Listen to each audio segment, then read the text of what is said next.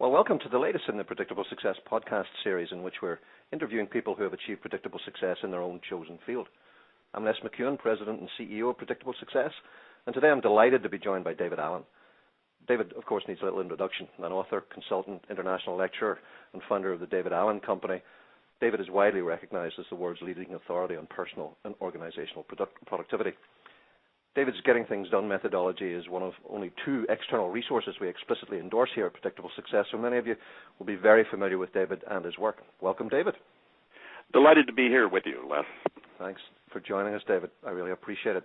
Like I said, most of the people listening are going to be very familiar with you and GTD. We mention it, we recommend it regularly, but most of the folks aren't going to be familiar with your background.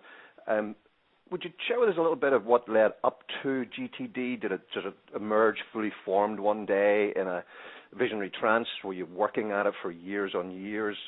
How did you get to that point and producing it into the book form that you did in 2001? Well, let's see. Very long story, very short, would be no big overnight epiphany. Small little epiphanettes, over an extended period of time.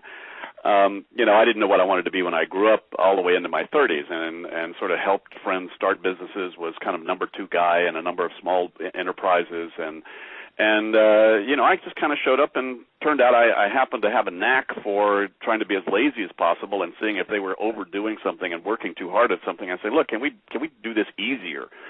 So at one point I said, well, after 35 professions, it's either consultant or flake. So I decided to take the positive route, hopefully, hung out my shingle, started my own little consulting practice, where I just said, okay, I'm going to trust if I show up with that kind of focus called how can I make things easier, I'll learn some stuff and hopefully be valuable enough to, pay my rent. And then I met some great mentors, and I was hungry for this. Another vector here that these sort of emerged together was my interest in sort of the human growth field out there. Like, how do we improve ourselves? And particularly interested in models and principles, that if you go apply the principle, apply the model, things work better. I said, well, that's Mr. Lazy. I'm the laziest guy in the world, so I intended to, be a scientist about how to explore all that. And also discovered what I considered the strategic value of clear space. Nice to have a clear head. In the martial arts training that I did way back in the early 70s, as well as other meditative and contemplative practices I was involved in, clear space was a nice place to operate from. I was smarter. I could see things better. But then as I got more into the professional world and started to consult with a lot of people who were living in very unclear space. And so I was hungry to find what are those things that allow us to stay clear and stay focused kind of in the middle of four people jumping you in a dark alley. And, long story short, again, I wound up finding and discovering some really great techniques. I had several mentors. I list them, I think, in my first book. And I began to pull it together, and it turned out these things really, really worked.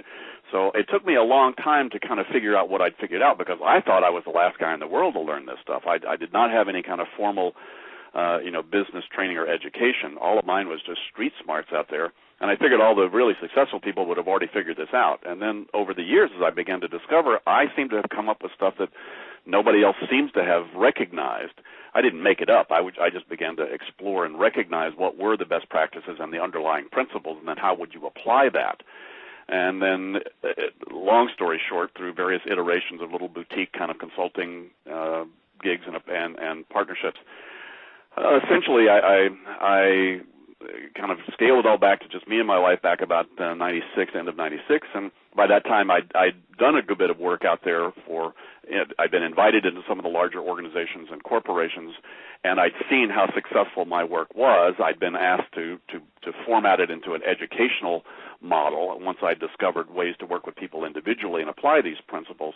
And then that sort of hit a nerve out there, and it was really very referral-based. It had no marketing or sales. It was just picking up the phone and saying who wanted me next. All that's to say it took me about 20 years to figure out what I'd figured out. Finally, working with a very big global client with some of the best and brightest business people in the world, that basically what I was doing, the individual coaching I was doing as well as the workshops I was doing, started to go viral inside that organization. I said, well, look, if it works here, their immune system would spit you out in about 2 seconds if your stuff didn't stand toe-to-toe with that kind of energy, then it must be worth it. So all that's a very long version of a very short version of a very long story about then I decided to write the book. I had a bunch of advisors say, look, David, if you really want to grow your business, you need the book out there as a business card. So I said, oh, okay. And I knew that I needed to write a book and sort of create a manual for this because there wasn't one.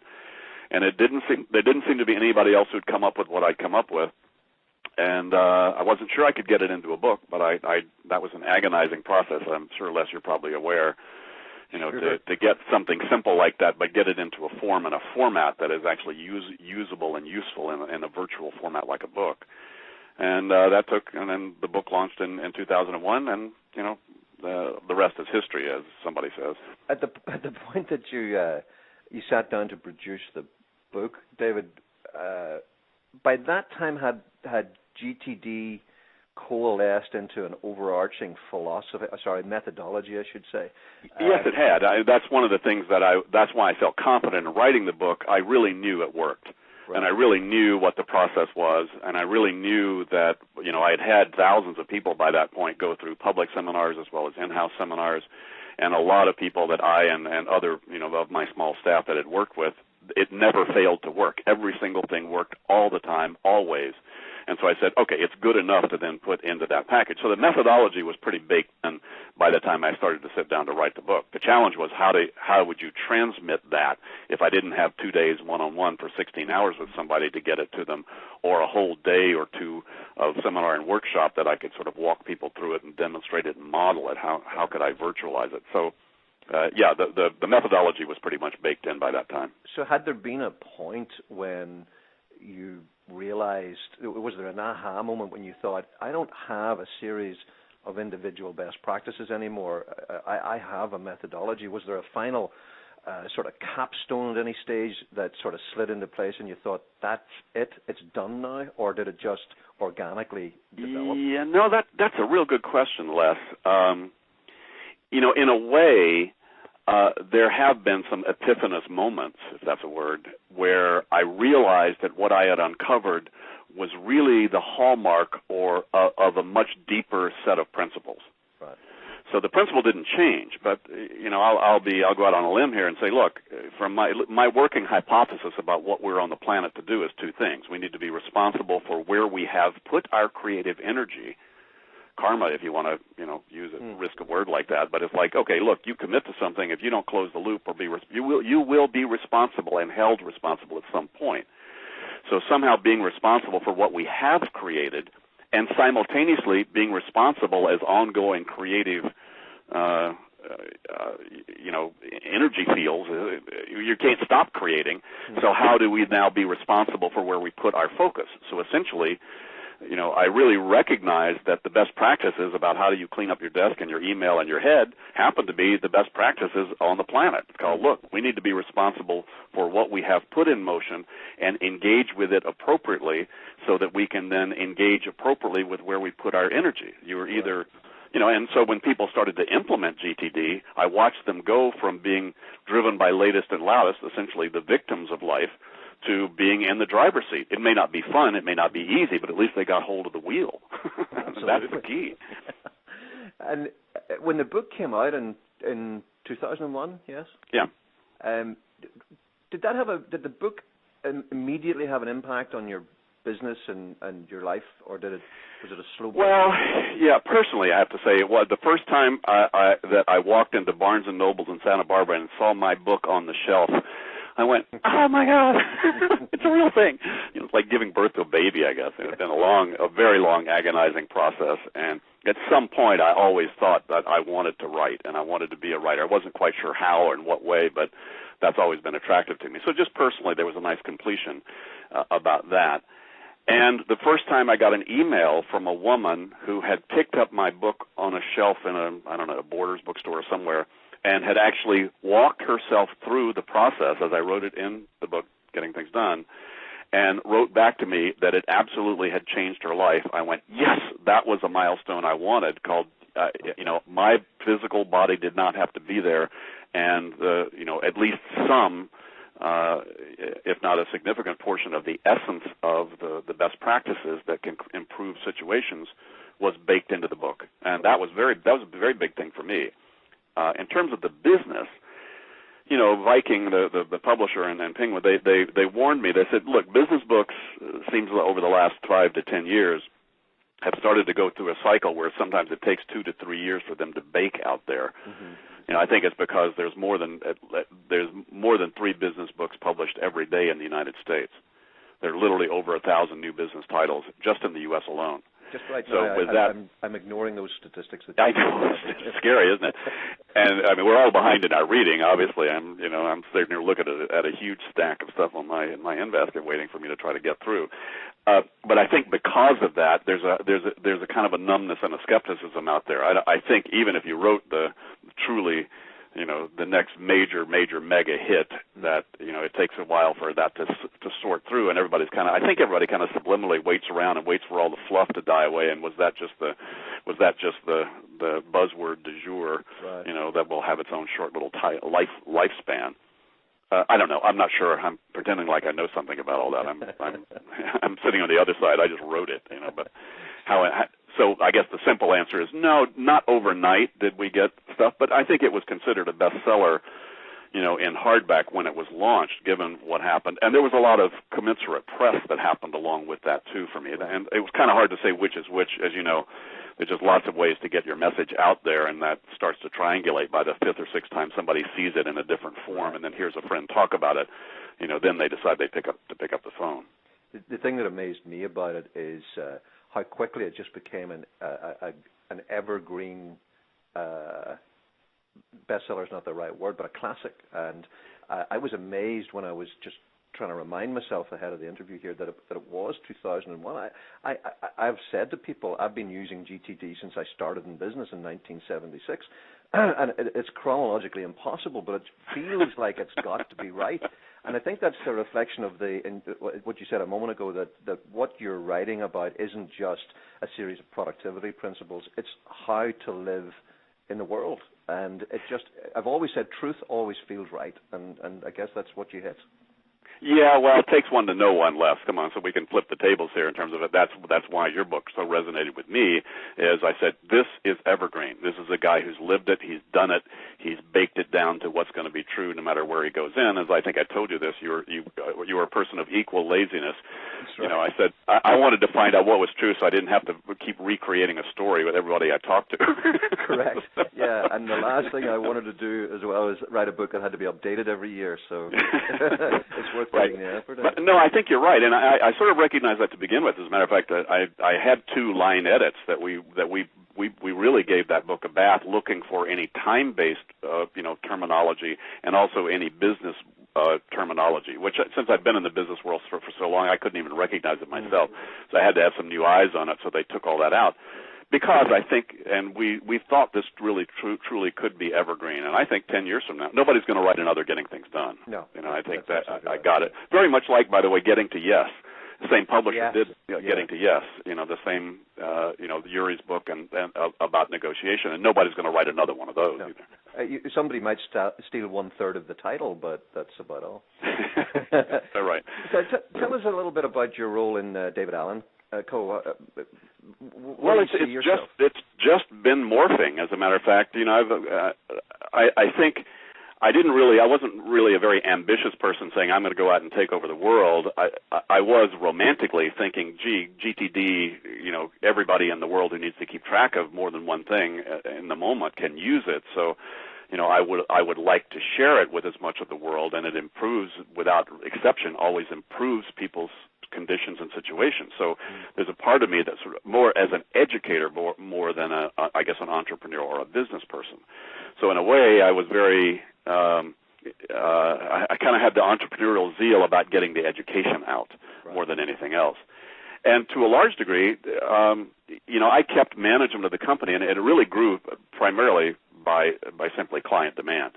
As I began to do work, and a big client said, God, we need more of this, and I just had limits to how much I could do, so I actually have a great network of people and folks that I knew and trusted could catch my DNA and that I could trust to do that. But it grew very, very slowly and very organically, mostly just keeping up with demand. And pretty much, one of the basic principles I had early on in my company is we all act as if we're all alone in this together. I needed people who could manage themselves and and then you have very few consulting firms ever get past one or two people because, you need to hire really good people to do it. And if you hire really good people, they can do it by themselves. And they say, well, I don't need you. So almost nobody breaks through that barrier, of being able to expand, what they're doing if they're the guy or the woman who wrote the book or who sort of captured the methodology, if that's what you're trying to grow. But ours sort of did start to morph that way. We just attracted great people that were very interested in this, and and I pretty much reinvested all of my stuff back into growth, and a lot of that growth was just hiring really good people that could help try to figure out what to do with this animal. Because, GTD, especially once the book was out, was in both the self-help world as well as the organizational change world, and those are two very different businesses. I mean, I've had very smart people tell me I've been very dumb to try to have my legs in both of those camps. It truly is like having your feet on two icebergs. Because, it's very different business models for those things. But the truth is I could not, and none of us around here could divorce ourselves from both those camps, because the truth is that when GTD is applied in an organizational setting, a lot of the change happens because of the individual best practices that key people begin to install and implement. Right. And I could not tease those apart. And we weren't sure whether this was where it was going to grow and how it was going to grow. Anyway, that's much longer than what you asked about. But no, not at all. You don't split them internally? You don't have different channels? We don't. No. We don't. What we've wound up with, and we've got a company of, I guess, 45 people now, including some of a few international folks that have their own practice, but they're full-time, working with our work. Wow. What we wound up developing just different lines of our business, different distribution channels.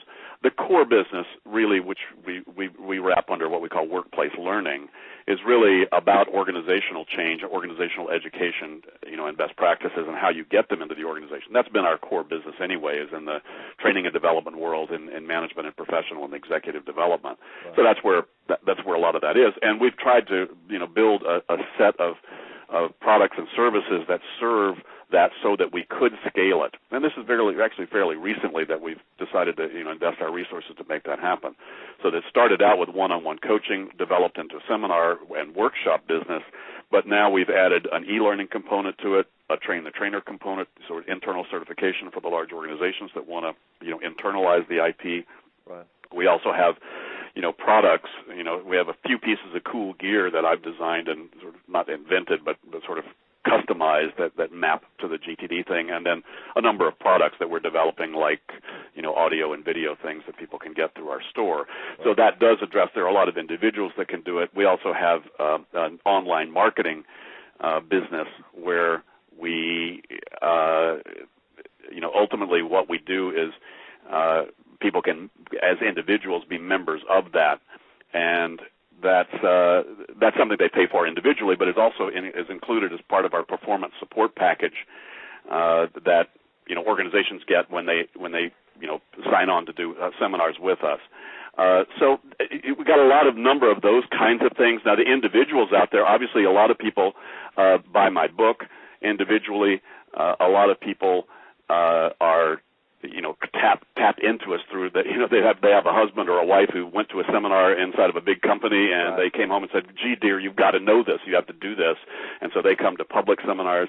So we are still reaching out to all those different venues and avenues. But I think right now we're focused, especially to keep ourselves viable and growing well, and really expanding our work and making sure that sticks out there in the corporate change world and the workplace learning aspect of it.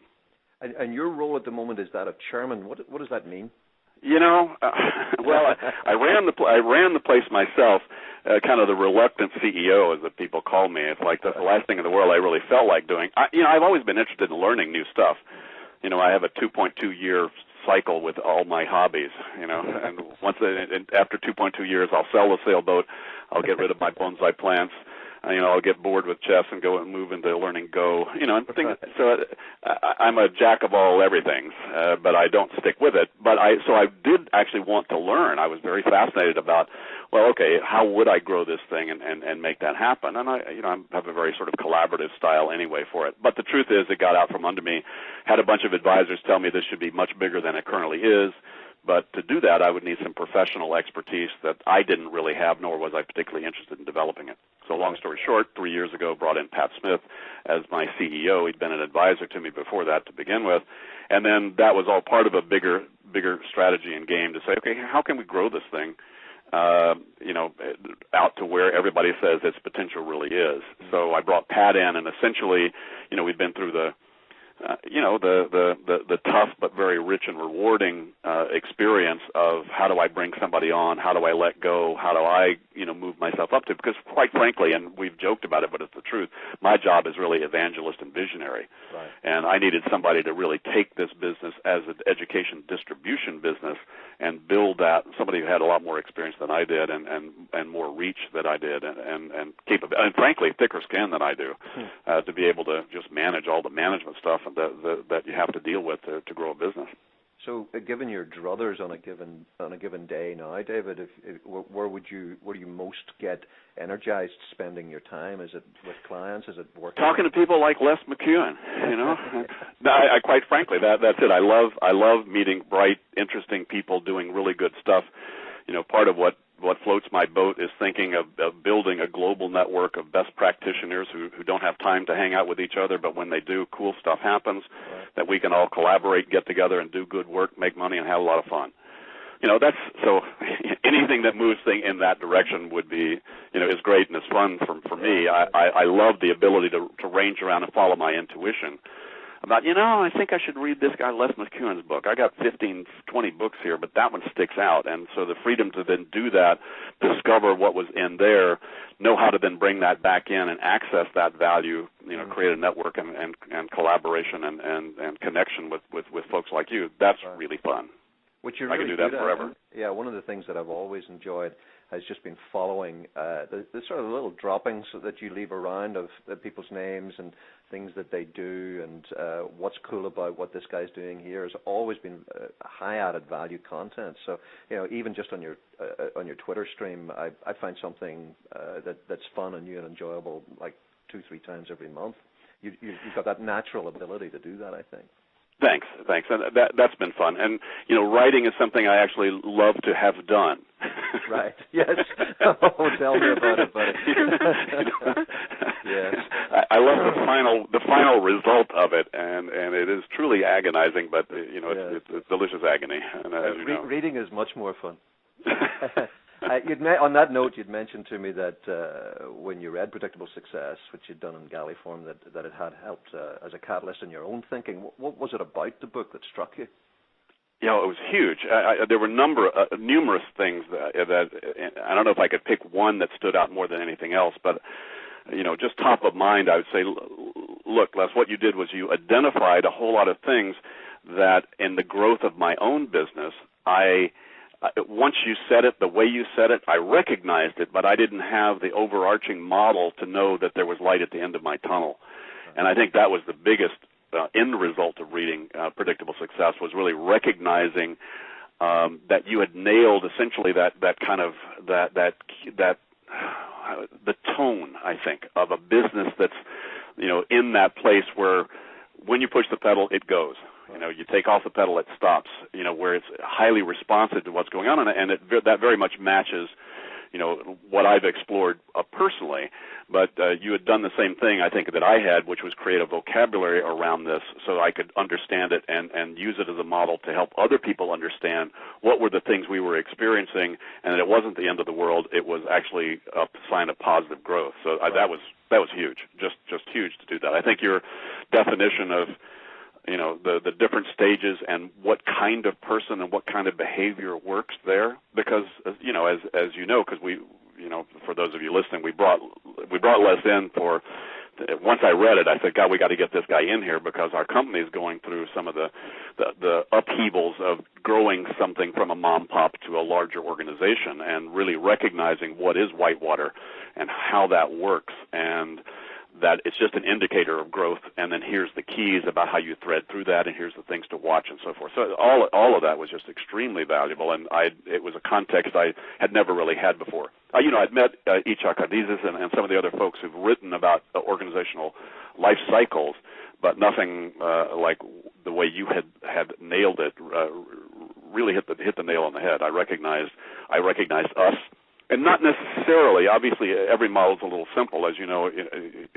Nobody's exactly fits the model, right. But it gave us a common vocabulary. We've already found that extremely useful in the company here, just given some of the fast changes we're going through, as a way to have an outside source kind of let us know and give us a reference point to be able to thread through, intricate and kind of sticky conversations and things. And, hey, the salespeople versus the operational people just hate the meetings. They just want out there getting it done. And yet you got the, me and Pat are both have this visionary component where we're dropping, we're flying over and dropping things on the boat on a regular basis. And, and we've got process, and the process, where do we need process? Where do we have too much process? And just great vocabulary, common sense stuff as all this is once, right. In retrospect, but it was very freeing. Well, in the mutual praise department, I had two books very much in mind when I sat down to try to carve predictable success out, and I entirely resonate with what you talked about at the top of the call, just that agonizing notion of trying to get something that you typically spend 1.5, 2 days with people, interacting with them and trying to put it into flat words on a printed page. The two books that I most had in mind as a model were Christopher Alexander's Design for Living stuff, where he shows visual models for what a community should look like, and he just had these beautiful, elegant, hand-drawn diagrams. And I thought if I can get something down in that format, so that viscerally, when you look at something, you can get an almost immediate sense of, oh yes, I'm here. And on the other hand, the way you had done on GTD, which literally sat beside me when I was writing this, to produce a vocabulary that says, okay, I don't care whether you actually use the words that I'm giving you, but if you can take a set of vocabulary and share it with the people in your organization, it short-circuits the discussion so much. So that's where that all came from, and I'm glad it worked for you. Cool. No, it's fabulous, and I think we're just beginning to take advantage of it, and it's providing a great framework for us as we're threading through how do I get to graduate more into my sort of chairman and visionary and evangelist role. Right. How do we grow our team that they can build this put the tone of the predictable success quadrant or frame in that to say, are we there yet? Are we not there yet? And now our newly formed sort of corporate board to be able to hold the company now accountable on a regular basis. So right. I've charged Pat with the three things called manage the business, manage the culture, manage the brand. Mm-hmm. And now we have a reference point for managing the culture. It was kind of a throw a dart before and kind of hope and just intuit and we don't know.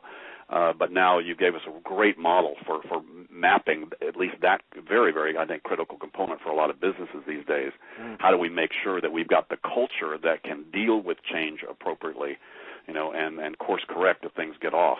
It's great stuff. Well, thank you. I'd like to link that, coming back to something that you said earlier on about the fact that when you go into work, when David Allen Company goes into work with a company, you're dealing obviously on an individual basis with senior executives. You're helping them get their productivity together. But are large companies, are they typically bringing you in because they feel that there are specific individuals that could benefit, or are they looking to have David Allen Company bring a sort of systemic change to the way they operate? Yes. And how do you achieve that? all the above. Well, it's interesting. Well, when you think about it, organizational change is made by key individuals that have organizational responsibility. Right. So you can't there is no organization per se. That's the problem. If you say, well, the team should do it, who? Yeah. Who on the team should do it? So there's always an individual that needs to be involved. At the same time, the principles of GTD, and I wrote this in my last book, Making It All Work, are really applicable across an enterprise, not just an individual, because an individual is an enterprise themselves anyway. Right. But very much the same thing is true. So organizationally, the organizational issues are exactly the same as the individual ones. Things are not under control or things are not appropriately focused. So those two things, do we have things appropriately under control? And that's where the systems and operations and so forth, are appropriately there. And that's also even where the vision component needs to come in. If you don't have appropriate vision, then you will not be aiming the ship where you need to go, and you're going to run into tough waters you shouldn't have run into. So all of it has a control factor to it, and you do exactly the same thing. Come in with the teams and say, what's got the team's attention? What's the clarification the team needs about what's pulling on it right now? What are the projects? What are the objectives? Who owns it?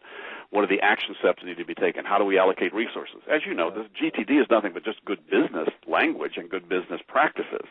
And so, yes, there is a real application of that. Once people have a micro model for themselves personally, they recognize how critical this model might be for the organization. So, to your point, we can build in, and that's what we're doing now through some major organizations right now, is they're using this to help establish a common language, as well as to help us facilitate those just good old discussions called what does 30,000 feet look like? What does 40,000 look like? Right. How will you know when success has happened? What behavior changes in the organization need to happen to move the needle? What is the needle? All those great kind of business questions. So giving a framework where they can trust we can build in the vocabulary. I think the big key for us is we have the key to execution. Right. And that's usually where all that stuff tends to fall down. So everybody can think through all kinds of models, but when it really comes down to it, when you walk out the door, it really comes down to what are people going to do physically differently that afternoon based upon that great conversation had, the great strategic plan, the great vision session, the great, whatever that was. So being able to build that in and trust that then people will have a systemic way to ensure that things get done on the front end as opposed to on the back. That's, I think, where people are starting to see, wow, you got a neat mix of stuff that we can bring into a culture. Now, do you have the situation that happens with me where you go into an organization, you bring that approach, but there's one key individual who just doesn't want to get on the bus? Yeah, happens all the time. But it's not like our stuff created that individual. We just speed up the process of having it recognized. Right. Much like yours too, I'm sure. Yeah, it's kind of like as soon as you have stable datum, you find out what's unstable. If you have no stable datum, then the unstable stuff can keep wandering around and nobody ever knows where it's coming from. It just feels that way. Right. Now, do you act in that situation proactively, or do you let them work it out for themselves? Pretty much we let them work it out. It depends on who's writing the check. Come on, let's get real. It's like, well, who's your customer? And we always work like everybody has to about managing the expectations. Who's bringing us in for what reason? What are they willing to deal with?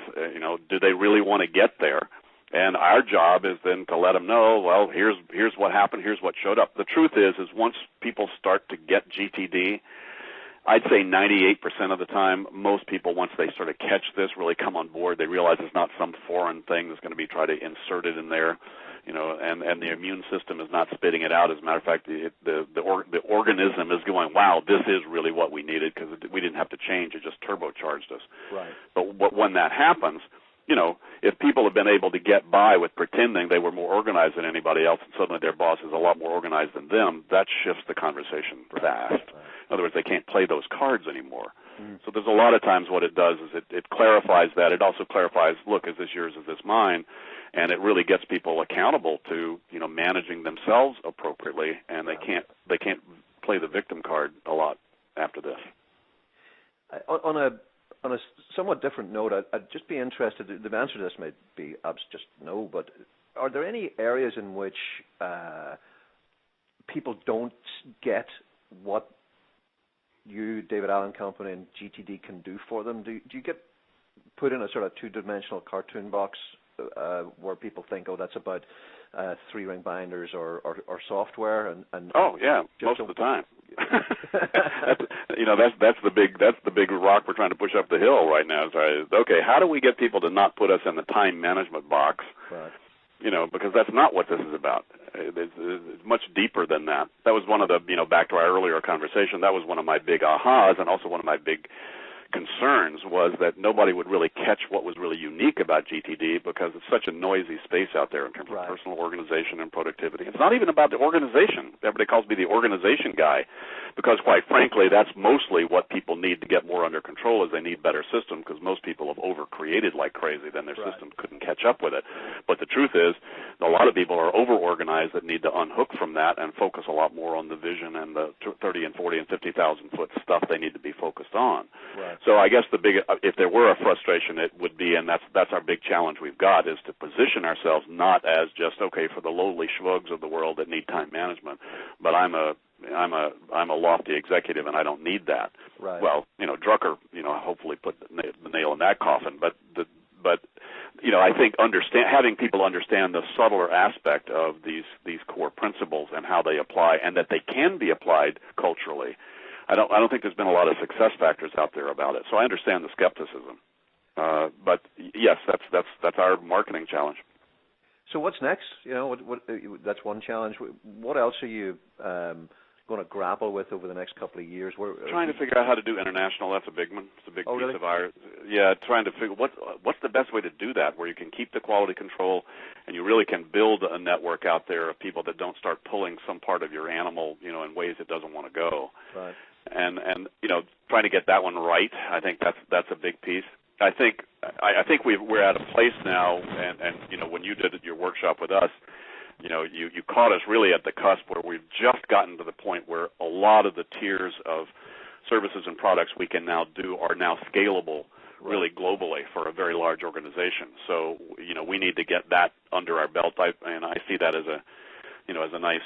Very much parallel with, as you coached us, it's probably going to take us anywhere from 3 to 18 months to get through the whitewater, and a lot of that I think is because that's what we've taken on now is those kinds of jobs. We have those opportunities. The phone's ringing every day now, so we have the stress of those opportunities, and so standing up to that and getting this onto some next level of cruise control for the organization, so that we're just producing that much more value on a much larger scale. That's a big gum to chew. So that done successfully. Not that we need to be huge, but that we are appropriately positioned with the right kind of clients that we can really do the kind of good work that I think GTD Embedded will bring forward, and having that happen on a much more consistent basis on a larger scale. That's kind of what's pulling me. Well, you've done a magnificent job so far, and one of the great pleasures I had of spending time with you and your team was to see what an incredibly loyal group of people that you have. Many of them have been with you for a long, long time, and highly committed, and boy, are they whip smart. I mean, that's one intimidating group to go stand in front of, but you've got a huge amount of power under the hood for that engine, so... Thanks. Well, yeah, I think so, and I think a lot of it is just the nature of the material is so powerful that I really feel like there's something bigger going on than me, and I'm just a warden essentially, or a ward of that, and hopefully I'm not in the way, and it's attracted some really great people. You're right. I don't think there's a single person that would take the view that you're in the way. Well, I just want to wish you all the best. I'm really excited about watching everything that happens from here on in. It's been a pleasure to get closer to you and your team, and I hope that we'll get to talk many times in the future, David. Thank you very much for spending time with us. Very much my pleasure, Les.